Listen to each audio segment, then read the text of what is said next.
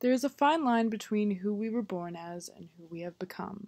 Every time the world gains another gruesome killer, such as a school shooter or a serial killer, the media will flash back to their childhood and show the world pictures of them playing with a dog or doing arts and crafts. If this person was a sweet child growing up, it is evident that they went through major changes to their values and interests. But let's not get ahead of ourselves. I'm not going to kill anyone. My point is that we all change while still maintaining who we were growing up to a certain extent, and I and Ted Bundy are no exception.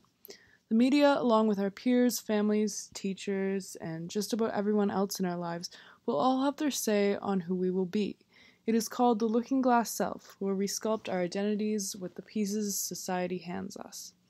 This podcast will be an account of what these pieces were for me, where they came from, and how they changed me, explored through different media topics such as production, image, and image makers, and advertising. My name is Roxana Christina Reiner. My parents found my name online, and my middle name is after my mother's mother, Christina. Being born in 2001 on July 28th at 6 a.m. makes me a Leo with an ascendant in Leo and a moon in Scorpio, whatever that means. I am a 16-year-old white female living in a middle-class neighborhood, just finishing up grade 11 at Humberside Collegiate Institute. I don't have many friends, but I love the ones that I do, and I dress as if I were attending Woodstock in 1969. I am often singled out for the way that I present myself, since it contrasts so drastically with the Gucci and whatever other brands kids love these days, so I guess you can say it don't necessarily abide by the present social norms. I am attracted to people who aren't interested in following the crowd and who are confident in their own styles and values, which is exactly the kind of person I am. I like to be myself no matter who I'm around, and I don't like to adjust myself when I go out in public.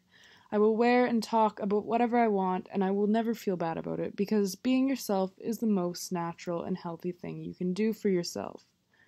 I value open-mindedness so much and could never imagine what it must be like to close oneself off to things they have never tried for whatever reason, and my favorite things just happen to all be media-related, like music, movies, and art.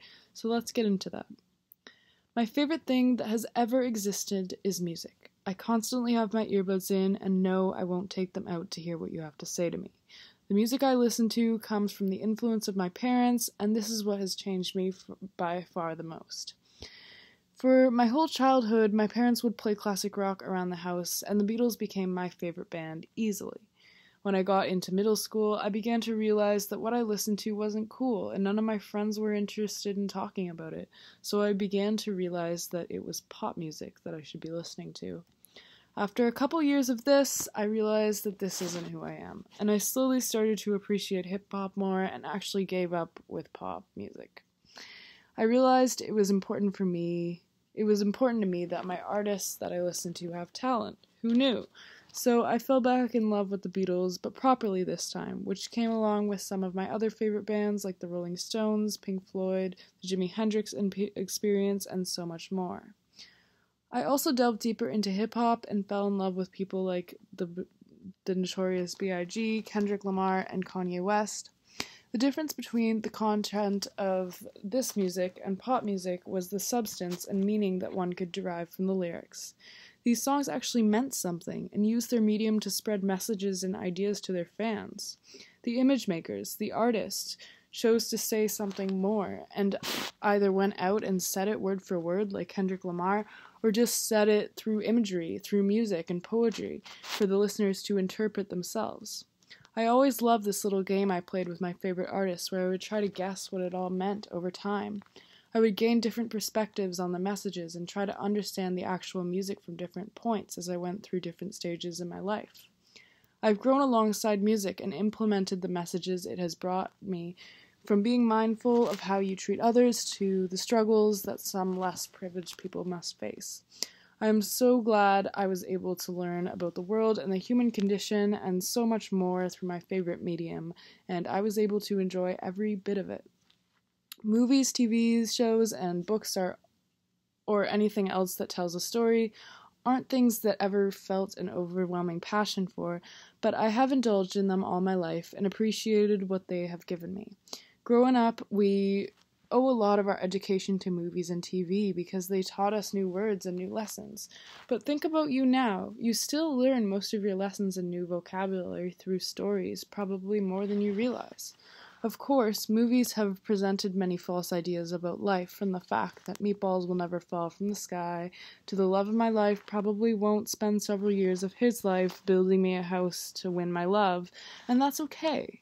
The best lesson these stories have taught me is that there is a big difference between real life and the way it is depicted in the media, something I will remain mindful about for all my life. Image makers are keen on hitting emotional chords in us, so that we fall deeper into the storyline and begin to relate to it to the point where we think it was made for us. It is important to realize that you are probably relating to it because someone else can, and we are all part of the human condition. As for advertising, my relationship to the commercial side of the media, I like to think I have a fair bit of control over myself. I rarely watch TV, and I have an ad block installed on my computer so that the only ads I consume are on Facebook, free apps, and billboards and things in the streets. I like to think that I am as protected as possible from ideology and getting my mind swayed to buying things I don't need. The only time advertisement works on me is when it reminds me that I need something. The key word is need. I don't like useless clutter surrounding me, and I will do extensive research on products before my purchases to ensure I won't have to get another one. I'm not interested in brand names except for Apple, which I like so that I can sync my many different devices together and whatnot. I do not like the idea that people will choose certain products based on the sole fact of the brand they already know about. I try my best to distance myself from ideology and form my own opinions with no prior brainwashing. It is important to stay true to what works for you and not restrict yourself from finding something that could truly be better simply because you needed the brand name. It is great to see yourself depicted in the media, and as a white female teenager coming from a privileged background, I see this more often than a lot of people. There are hundreds and thousands of different books, TV shows, and movies with a white female teenager as their protagonist, and this has affected me more than I realized. These stories are supposed to be representations of real life, and when you very rarely see people like you, begin to wonder if you are real. I'm just kidding. But it can definitely bring those who aren't represented down because they feel that the world doesn't care about their stories and they're not significant enough. This is a big problem, and the media must grow to solve it. The greatest thing about the media is that we get to share. I love to learn about different cultures and lifestyles and to implement their ideals into my own lifestyle. Everyone has a story to offer, so why not represent them all? However, something I don't like is how I'm depicted as a teenager. TV shows, movies, and books about teenagers are rarely thought-provoking and challenging, which gives the population the idea that teenagers have nothing meaningful to say. People my age are looking at life in a completely different perspective than everyone else because of our childhood tendencies mixed with the maturity of a young adult. We see the world full of opportunities, something beautiful, and something that fades when we graduate from high school. I think it is important to talk more about these perspectives and ideas because they can really change the minds of older people who are caught up in society. Another thing I find important is the art I create. I love to draw and use colors to represent different feelings and ideas. As the image maker, I like to take an idea or concept and stretch it in different ways until I have a visual code that my consumers must crack. Art uses production concepts found in movies and TV shows such as the way angles, lighting, and color can be used to evoke certain feelings in the audience. I like to implement these aspects into my art to create a richer and more profound experience. It is one of my favorite things to find meaning in different art forms through imagery, and I love to be one who formulates the codes as well. It's powerful being able to say what I want and express myself creatively at the same time, and I know I will be doing it as self-care forever.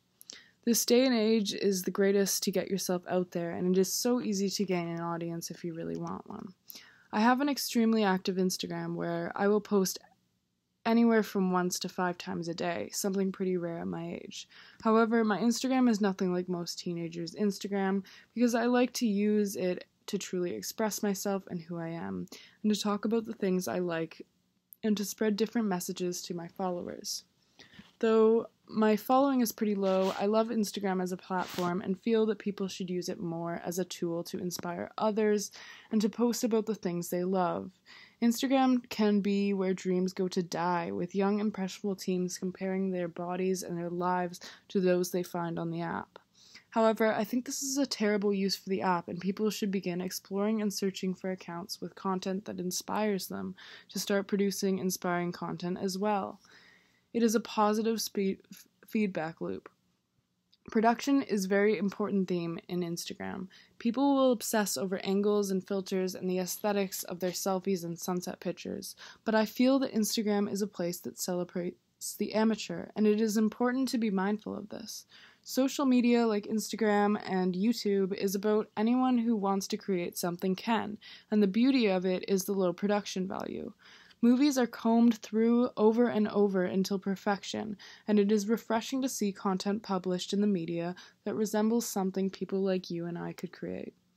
It boosts those who don't have the means and materials to create something of equal production value as a movie or TV show by showing them that they don't need anything other than their ideas and a cheap camera to spread their art.